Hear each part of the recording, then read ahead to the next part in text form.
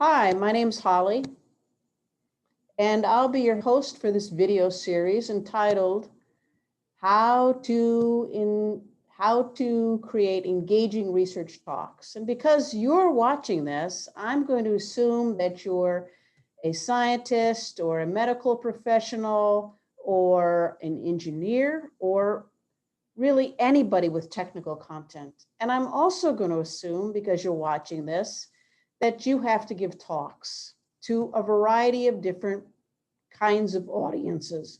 You might maybe funders, potential collaborators, your colleagues, policymakers, maybe some segments of the public. And I'd like you to think just for a moment what your goals are. What do you want to give your audience? Do you want them just to appreciate what it is that you're doing? Do you want them to adopt your methods? Do you want them to fund your research? Do you want to inspire them?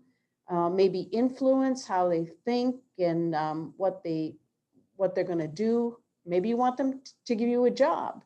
But all of these are really valuable, but the underlying goal, the thing that pretty much everybody wants from their talks, is that you want the audience to have an understanding. You want them to understand what it is that you're talking about.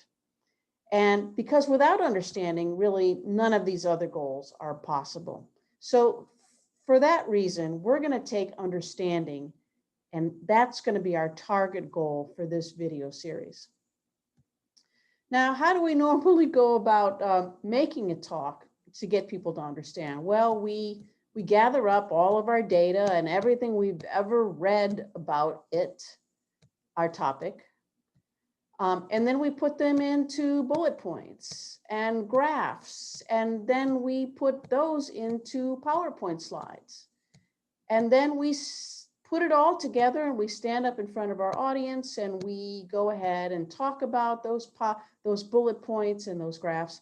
And if we start to run out of time, like we often do because we want to show them everything, then, well, we just go faster.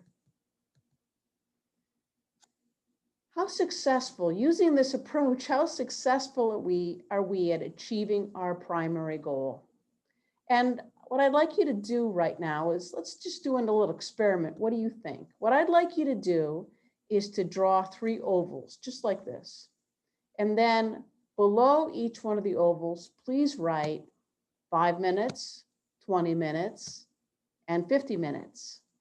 And what I'm going to ask you to do is to draw a face on each one of these ovals to represent how you feel 5 minutes, 20 minutes, and 50 minutes into a typical research talk in your field. Just a few lines will do. Go ahead, take your time, just pause the video. I'll wait for you. Okay, are you back?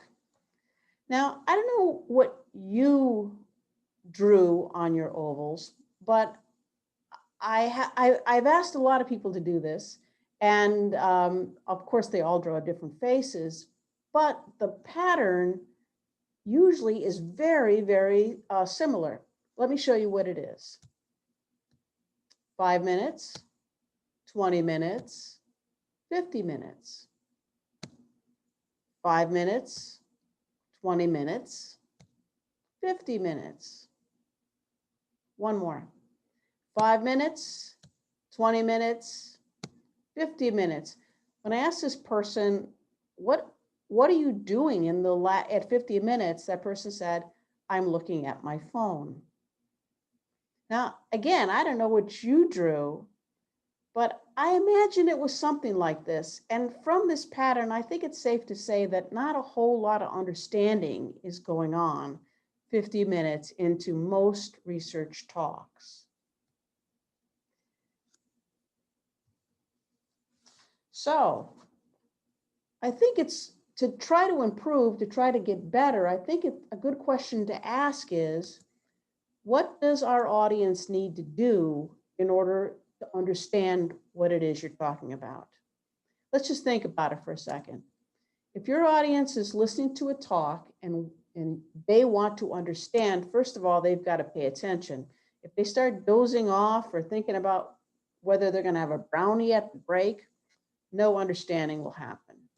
And then they need to consider every bit of content, every bit of data that you give them. They need to think about it. They need to put it together with what they already know and what else you've told them. Questions will come up, which they'll try to figure out for themselves. They'll try to make meaning out of what you've said. And in the end, they'll try to pull it all together to come up with knowledge, understanding. This process that I've just described, it's called learning. And it takes a lot of effort. It takes a lot of time. If you want somebody to learn, you not only have to tell them things, you have to motivate their learning. You have to make them want to learn. It helps also if you can somehow reward their learning. Now, that means that when we're giving talks, what would be ideal for us is to have a mode of communication that helps our audiences pay attention, that supports and motivates learning.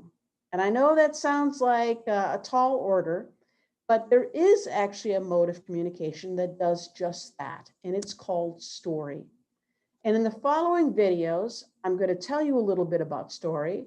I'm going to pull out things from story that'll help us design engaging talks. And then I'm going to I'm going to guide you step by step through the design of your own research talk.